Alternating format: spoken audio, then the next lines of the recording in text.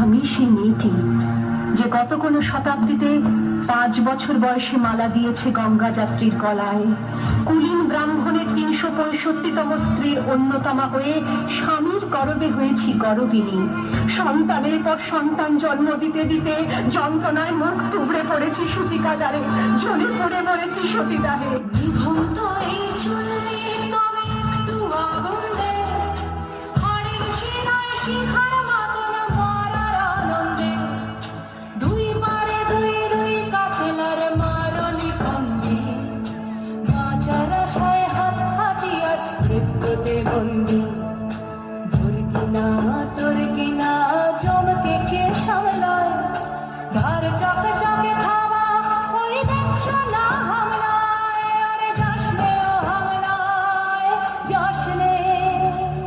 আমি সেই